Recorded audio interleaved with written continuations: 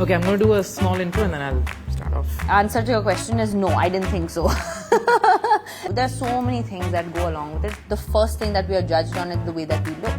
Oh my God. How you said hi to someone and why you said hi like that, and there are so many people looking up to you and so many kids wanting to do what you're doing or be like you. The obsession we have also with men. I mean, Salman Khan has still asked when he's going to get married. Exactly. So it's not a woman issue. This came from your heart. Looks like. I think when we walk into a room, the first thing that we are judged on is the way that we look. How I'm sitting with you when this camera is not rolling is very different to how I sit with you when the camera is rolling. But I have anxiety of meeting new people.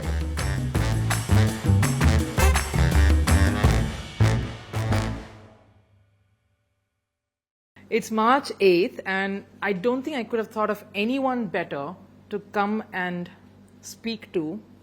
And I don't think I need many words to describe her. She's phenomenal. She's put India up on the global map. She's a symbol of determination, grit, power, grace, all of it. And I've had the privilege of covering her entire career throughout my journey. So I won't take much time to introduce Sania Mirza on International Women's Day. I don't think anyone better could have been here. Thank you for taking time out and speaking to Firstpost. Thank you. Thanks for having me. Sania, first of all, I know I've sort of come in and intruded a bit upon your day. I'm sure it's a busy one and we don't see you so much here. How has it been? Because you're shuttling between too many things up and down. It's been busy. It has been busy, but I wouldn't have it any other way. I think I'll lose my mind if I'm not busy, to be very honest. It's how my life has been, and actually one of the thoughts when I had when I was retiring was like, oh my God, and so many people would ask me like, what are you going to do now? And I had no plan, and I was like, I actually don't know. And I thought to myself, maybe I'll put my feet up, maybe I'll just, take it slow for a few months. And before I knew it, I was shooting 45 days in a row. First I was with doing something with the IPL last year. Like it was straight after I went into the WPL, went into IPL, and then went into doing French Open, Roland Garros at that point. So I think things just happen, and I honestly feel like we manifest it in some way subconsciously. And for me, being busy is what I've really known. And I've not always loved it, but right now I do like it. I feel like it's always important to look for new things. When one chapter ends, it's always nice to find new things to do, and yeah.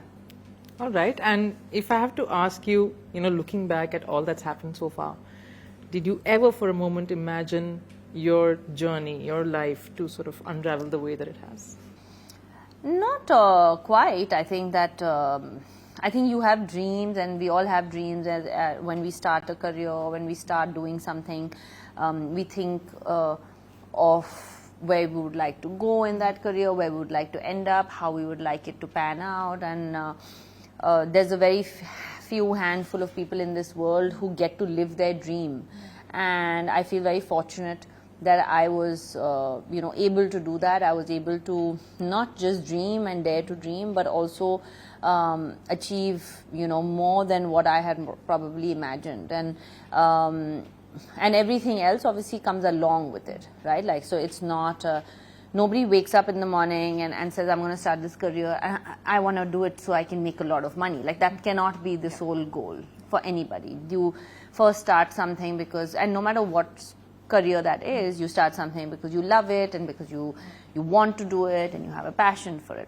And then there are byproducts that come with it if you become successful, So I feel like the reasons that I started for and the dreams that I had, I feel very fortunate to be able to have living them rather. And so the answer to your question is no, I didn't think so. I didn't think that it was going to pan out this way, but I'm so glad it did. Yes, and we are so glad it happened because we got to witness something so magical. I think this is once in a lifetime sort of an event that you see something like you happening to the country, to this global sporting stage. How difficult is it being Sania Mirza? And I have to ask this keeping everything in mind, how difficult has that journey been? It's been very hard. I mean, there is no question about it, and I think that playing and succeeding or failing or whatever it is at what you do on a personal level is hard enough. When you put a public platform in it, you put media scrutiny in it, you put an everyday analysis of how you said hi to someone and why you said hi like that, and the image of you. There's so many things that go along with it, especially over the last 10-15 years, since social media and electronic media has really boomed. Yeah, so I think that it is very hard. It's very hard to, I became Sania Mirza when I was 16, and I'm 37 today. So I've lived more years as a known person rather than an unknown person to the world, So it was never easy growing up in front of people, and by people I mean in front of the public eye. It was never easy being a teenager. It was never easy because you always had to, as authentic as you try and be, there are certain things that you do have to camouflage, and you do have to mask in a public eye, because at the end of the day, you are a role model for so many people, and you're so aware of that fact, and people don't leave any opportunity to make you aware of that fact on a daily basis, of how you have this responsibility on you, and rightfully so. I mean, when there are so many people looking up to you and so many kids wanting to do what you're doing or be like you, there are so many things that as a role model, so to say, that you need to be a certain way. And I think that that's where people maybe sometimes forget that we're also human, that we have a human side to us. We make our own mistakes, we have our own emotions, we have our good days, bad days, like anybody else. But because we come from a world where we are supposed to be perfect in so many ways, I like the fact that I was imperfect. I like the fact that I was able to show the human side of myself as much as possible. So it was very, very difficult.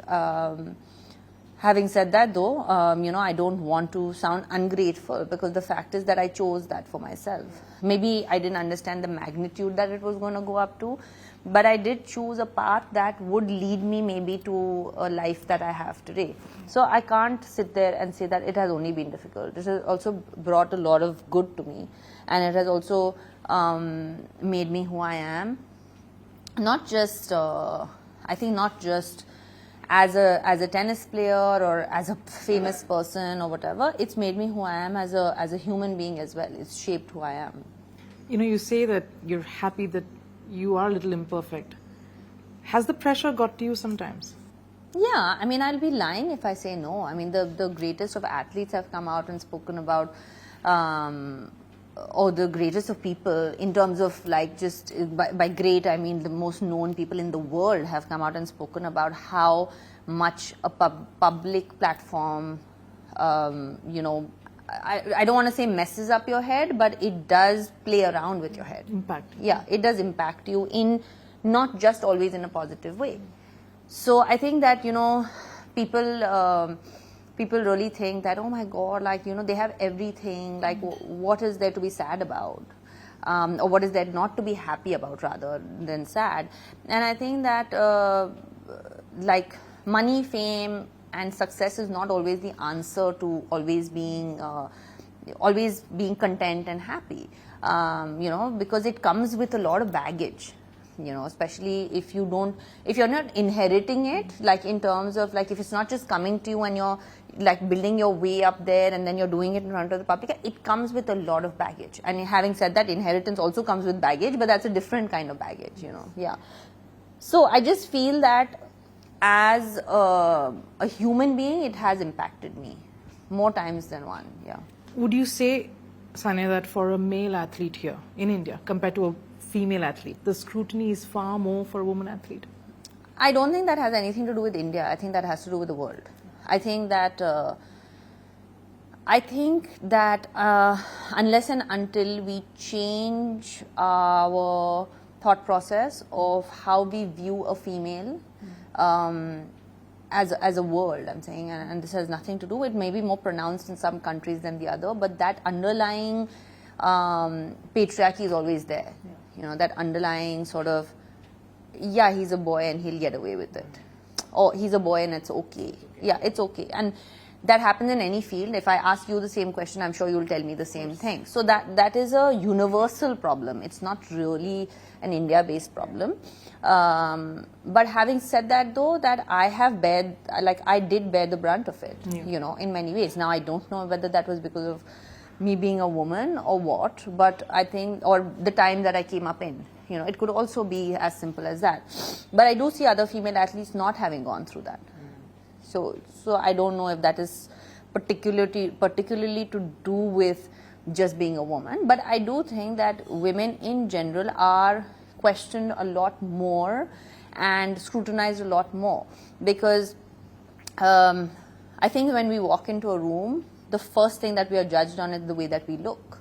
And I think until that changes, because first you're judged on how you look, and then you're judged on how you actually, in my case, play, or in your case, what your, your credentials are, or what you worked, or how you worked. And I think that is a universal issue that has nothing to do with just my sport or a public figure. That happens in offices, that happens everywhere. Is that why, as women, and I'm speaking from my perspective as well here, because this resonates with me too, is that why we develop another personality when it comes to public? And is that why you, because you're a public figure, is that why you sometimes think, okay, I need to be two people? Is that something that... No, but I think as a public figure, anyway, you'll have to be two people, right? Like, I mean, we cannot... How I'm sitting with you when this camera is not rolling is very different to how I sit with you when the camera is rolling. And I think that is not to do with being a man or woman. That has to do with just being someone that you are, and because I feel that in my case, I mean, I shouldn't speak for other people, but I feel that in my case, because I became a public figure at such a young age, I almost, put a wall in front of me every time that I faced public over a period of time when I started to understand that, because I felt that I was being judged and questioned and blah, blah, blah on every single move that I was making, or not making for that matter. And I felt like I really can't show the absolute true person that I am. Having said that, I have still tried to be as authentic as possible. I'm not going to lie sitting here on camera and say that every single thing that I have shown to the world is who really I am. I mean, I can post a picture on Instagram and look absolutely fine and great, but I may have had a meltdown before that. But that is not something that I would love to show to the world, because I do realize in my head I'm thinking, do I really want to show that vulnerable side to myself? And there are moments that I do show that, but I don't feel that I can show that every single time, because that's also my personality. So that's why I'm saying everybody is different, but when you become a public figure, it is impossible to always be a certain way, because there are people who would love to take advantage of that. I mean, there are so many things that come with it, and just some people can just be a private person. They happen to become public, I can be a public figure of who I am, but I'm a fiercely private person. The people close to my heart, the people that are friends of mine, everybody that I know is over a period of minimum of 7 to 10 years or 20 years, my friends and everybody that's around me, because that's who, I think those are the people that truly know who I am.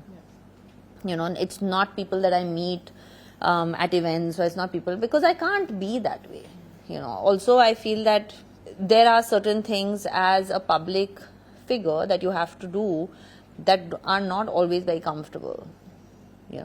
I mean, a lot of people don't know this about me, but I have anxiety of meeting new people.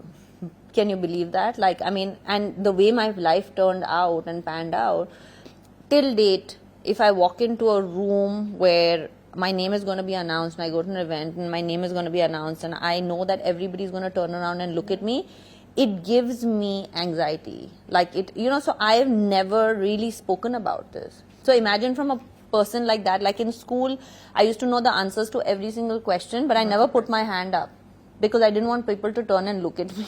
Oh my God. Because I had anxiety from it. I was like, oh my God, everybody's going to look at me. And I knew the right answer. So that's the person that I really am. And then my life turned out the way that I did, where I became this public speaker, and so I've actually had to train myself to become this person.